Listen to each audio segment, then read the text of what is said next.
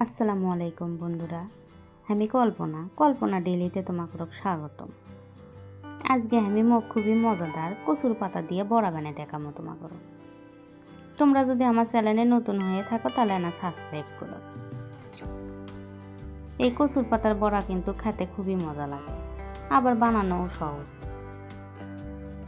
গ্রামের বাড়ির আশেপাশে দেখা যায় কচুর শাক পাওয়াই যায়।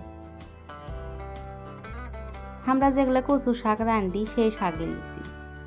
দেখো কচুর পাতাগুলো কিন্তু আমি বড় ছোট মিশেল করে নিছি। কচুর পাতাগুলো নিয়ে ফাইন করে ধুয়ে পানিগুলো নিংড়ে নিছি। কচুর পাতা যে ডালটা থাকে তাকে আবার ইঁকে করে না চাকু দিয়ে কাটে নিচ্ছি।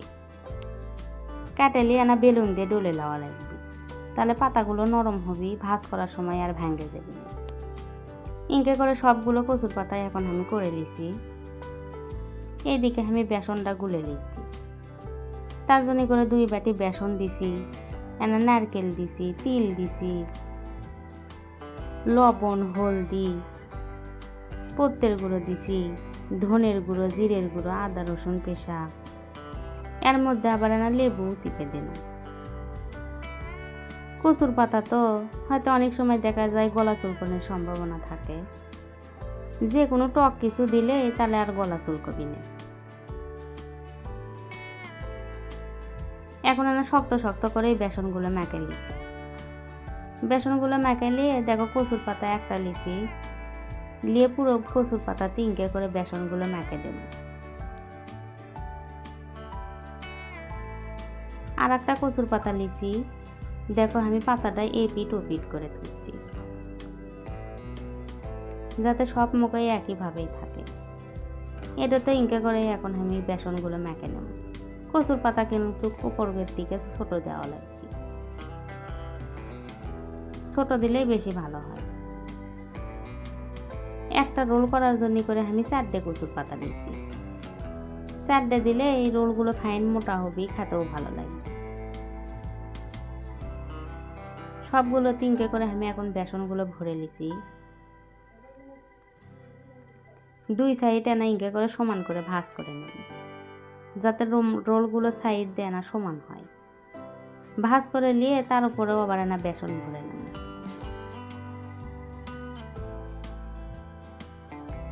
কচুর পাতাগুলো ফাইন করে না রোল করে নেব। এই কচুর পাতাগুলো আবার কিন্তু কেন ভাপ দেওয়া লাগবে, তার জন্য করে আজকে আমি রাইস কুকারে দিয়ে না ভাপ দিলাম। আর রোল করে নিয়ে এনা কলার সেতর দিয়ে বাঁধতে নেব। তাছাড়া আবার খুলে যাওয়ার সম্ভাবনা থাকবে, সেটা কলার সেতর দিয়েও হবে, আবার সুতো দিয়েও হবে। তাই আজকে আমি কলার সেতর দিয়েই বাঁধতে নিয়েছি। নিয়ে রাইস কুকারের যে ছিদ্র প্লেটটা থাকে তার উপর দিয়ে না ভাপ দিয়ে নেব। 10 মিনিটের মতো ভাপ দিয়ে নিয়েছি। ভাপ দিয়ে নিয়ে আবার এনা ঠান্ডা করে নিয়েছি। নিয়ে এক এক করে না পিস পিস করে কাটে নিচ্ছি।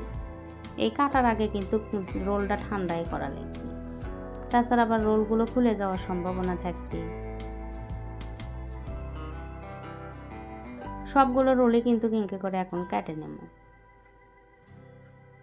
দেখো 4টে করে পাতা দিছি তো কি সুন্দর মোটা হচ্ছে, ভেতরে পরলও পড়ছে, দেখতেও সুন্দর লাগছে। আজকে আমি গ্যাসে চুলোতে ভেজে নেব। তার জন্য করে একটা তাওয়া তুলে দিছি। তাওয়াতে আবার তেল দিছি, একবারে বেশি লয়, কিন্তু অল্প তেল দিয়ে ভেজে নিলেই হয়। ডুবো তেলে ভাজার সময় দেখা যাবে রোলগুলো আবার খুলে যাওয়ার সম্ভাবনা থাকে।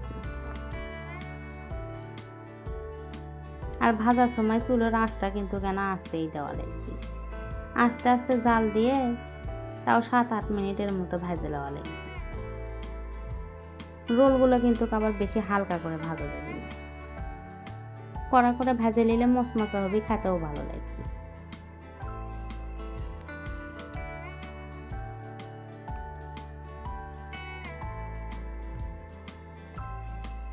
তোমরা যারা এখনো ইনকে করে কচুর পাতার বড়া বানিয়ে খাওনি, একদিন হলেও বানিয়ে খাইয়ে দিও, খেতে কিন্তু খুবই মজা লাগে। দেখো বড়াগুলো 2 পিঠেই আমার ভেজে নেওয়া হয়ে গেছে, দেখতে কিন্তু খুবই সুন্দর লাগছে। এটা কিন্তু টমেটো সসের সাথে খেতে ভালোই লাগে। তোমাকে যদি আমার ভিডিওটা ভালো লাগে তাহলে না লাইক, কমেন্ট, শেয়ার করো।